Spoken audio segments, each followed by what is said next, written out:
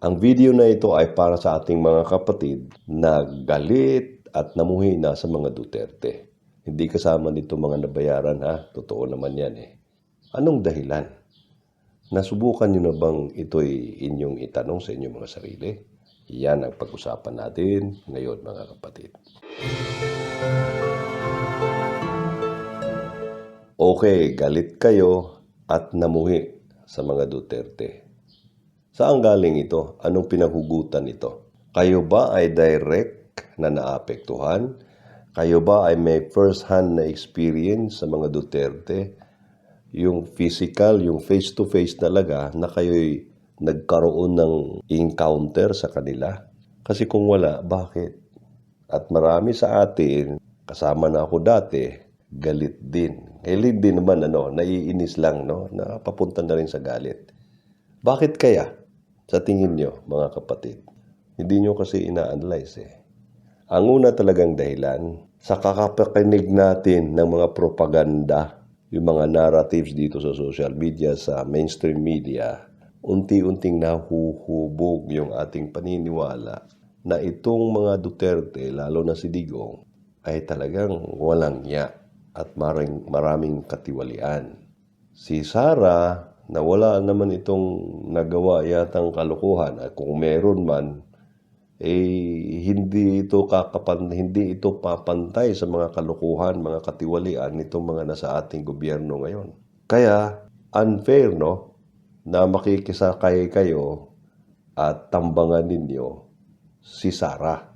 Si Digong, okay, pagpahintulot na lang natin yon, Pero si Sara, ang reason lang naman talaga nito ay political, nakikisakay pa kayo at sumama pa kayo doon na talagang tambangan ninyo. Kasi nangyari, ito'y nag-develop na nagiging ugali ninyo na kayo ay magagalit at pamuhi sa taong ito. Yung mga nabayaran, wala yan. Mga walang puso yan eh. Hindi nila ramdam yan. Kaya talo kayo eh. Yung mga nabayaran na nagpadagdag pa sa inyong kasawian, sa inyong kahirapan ng damdamin. Kasi nagagalit kayo, na-fuel kayo nitong mga vloggers na binabayaran upang kayo'y masulsulan. Kawawa kayo. Kayo ay nagiging instrumento, na walang bayad. Your services are not paid. Wala kayong bayad. Kasi itong ginagawa nyo sa social media, wala talaga kayong bayad dito. Bakit kayo magagalit sa mga Duterte? Wala naman kayong first-hand experience. Hindi rin kayo direktang naapektuhan. Napapakinggan nyo lang na ganito ang mga taong ito, si Sara ay ganito, tapos yung dugo nyo kumukulo-kulo na, kawawa kayo, unfair din sa tao. Kasi kung tayo dapat ay magkaroon ng galit sa ating kapwa, dapat direkta apektado tayo. Wala naman mga kapatid, Tuwang-tuwa patuloy itong mga nabayaran kasi kumikita sila at kayo ay siguro nag-enjoy din kayo, Nag-enjoy din kayo. Alam mo yung galit, pag tayo nagagalit, pag tayo nagsalita, nag-enjoy din tayo eh. So ginagatungan kayo. At yung mga nanggatong sa inyo, may bayad yun. Sige, lugi kayo mga kapatid. Yan ang una, At yan ay effective talaga. Yung propaganda, effective yan. Naalala niyo yung Germany? Bakit yung mga Hudyo, pinipersecute ng mga citizens ng Germany?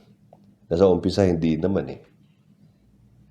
Nung pumasok si Hitler, nagpropaganda ito na ganito itong mga Hudyo.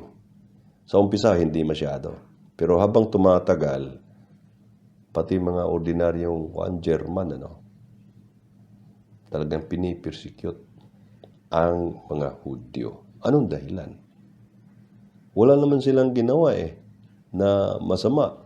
Siguro, yung kanilang pagpapayaman, nagtitake advantage sila sa kahinaan ng mga German na sila ay yumaman, Pero kasalanan ba yun, mga kapatid?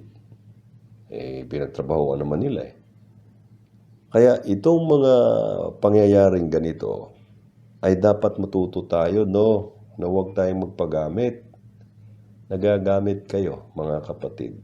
Isang proof natin, no, yung isang ating OFW house. Ano to? Ano bang tawag nito? Yung kasambahay. Ang sabi niya, nag-comment na si Sarah ay bobo. Tingnan nyo, baka merong ganito sa inyo. Bobo. Hindi niya nakita yung kalagayan niya. Siya ay domestic helper. Si Sarah ay mayor dati, lawyer. Paano nagiging bobo? Kaya ganyan. Hindi na natin makikita ang ating sarili, kung sino tayo, ano ang ating antas dito sa ating pamayanan. Dahil wala na, nadaig na tayo, nalaso na ang ating isip, at nadaig na tayo ng ating mga damdamin. Meron pang isa. Babae din eh. Nasabi niya, ang kalapastanganan ni Digong daw sa Diyos, ito na nagiging bunga. Na siya ngayon pinarusahan at dinala sa dahig. At ito ay ibig lamang daw sabihin, mapupunta din ito sa impyerno. Ganun din. Unaware din, no, kapatid, ikaw, unaware ka rin. Kasi unang-una, ang kalapastanganan ng tao, inaalaw yan eh. Ngayon, kung nanglampastangan ng isang tao, hindi mo problema yan. Problema yan ng tao kung totoo man talagang merong kaparusahan. Wala tayong karapatan na ating i-condemn at sabihin natin, yan ang nangyari na ngayon sa kanya. Pinarusahan na yan. At paparusahan pa yan. Kasi ito ay egoistic. Ito ay spiritual inflation. Lumulubo ka na spiritually na nagiging arrogant ka ng magsalita ngayon na ako malinis. Siya, hindi. Kaya ganyan dapat. Ganyan ngayon nangyari sa kanya. Diba? Hindi na natin makita ang ating sarili.